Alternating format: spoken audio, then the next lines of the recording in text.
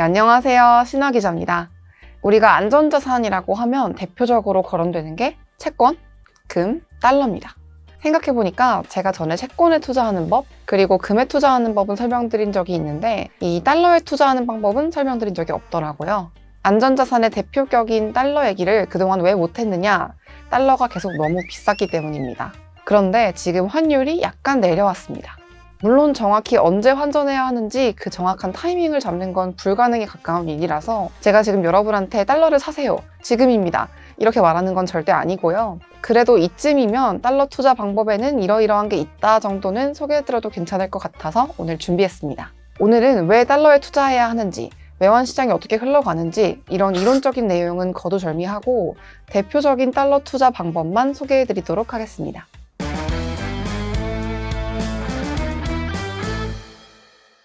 달러 투자하는 방법은 여러 가지가 있는데요. 이건 내가 달러에 크게 어떤 방식으로 접근할 건지에 따라서 두 갈래로 나뉩니다. 첫 번째 방식은 원달러 환율 흐름을 계속해서 보면서 트레이딩해서 환차익을 얻는 방식입니다. 내가 이 방식으로 접근할 거다라고 하신다면 아무래도 원화에서 달러로, 달러에서 원화로 환전을 자주 하시겠죠. 때문에 환전 수수료가 저렴한 방법이 무엇보다 베스트일 겁니다. 계속해서 환전을 하는데 그럴 때마다 수수료가 나가면 어느새 환차익으로 번 수익률이 다 녹아있겠죠. 그래서 양쪽에서 모두 우대율 90% 이상을 적용받는 게 중요합니다.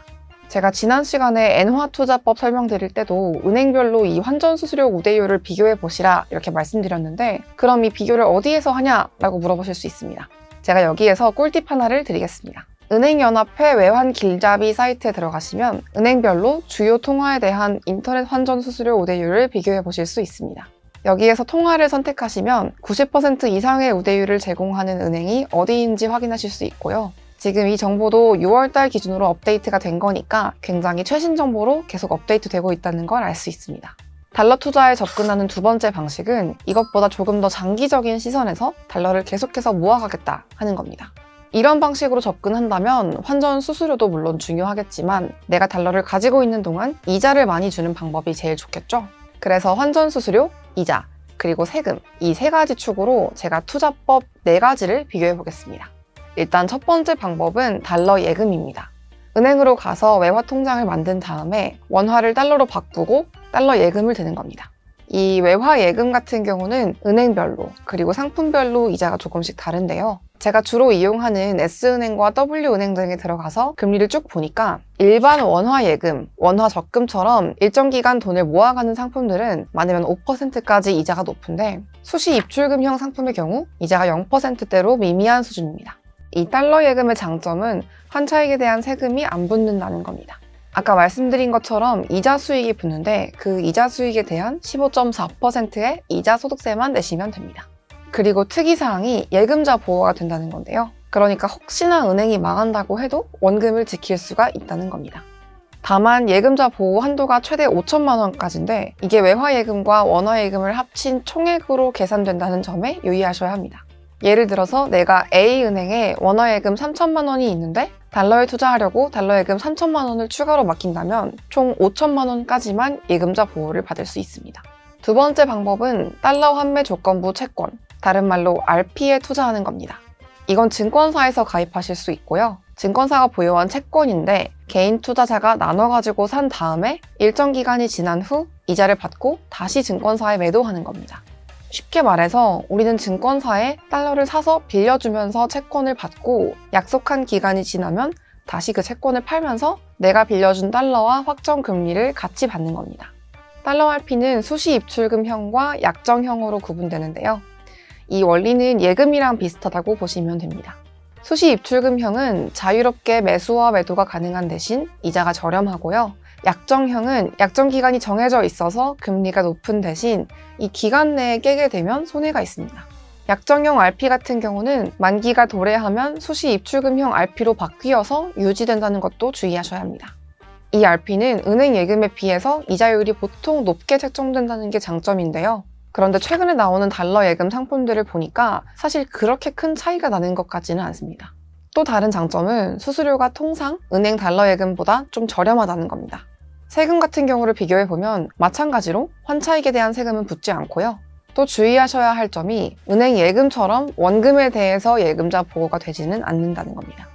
다음으로 증권사에서 할 수 있는 달러 투자법은 달러 발행어음을 사는 겁니다.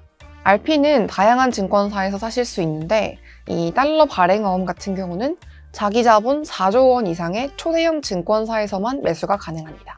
그 이유가 RP의 경우는 내가 증권사에 달러를 빌려주는 대신 채권을 담보로 받잖아요.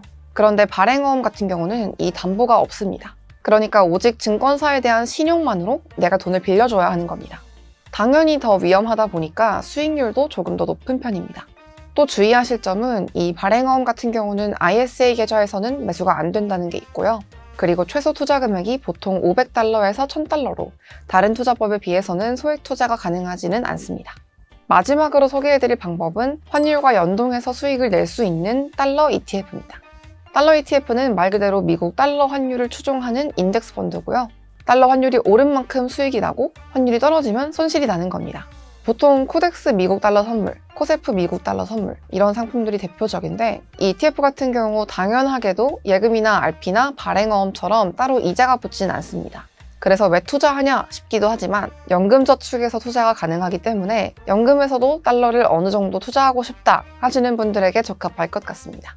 사실 국내 주식시장에서 거래되는 달러 ETF는 대부분이 레버리지나 인버스 상품입니다.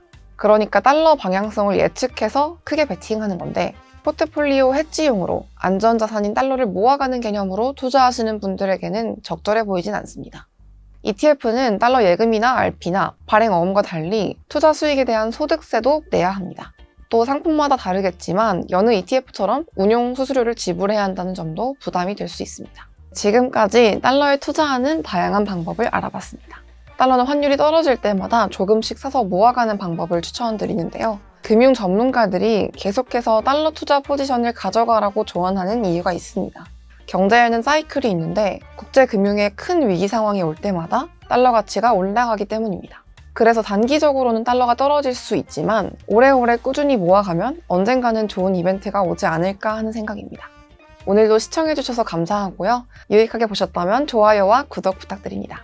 감사합니다.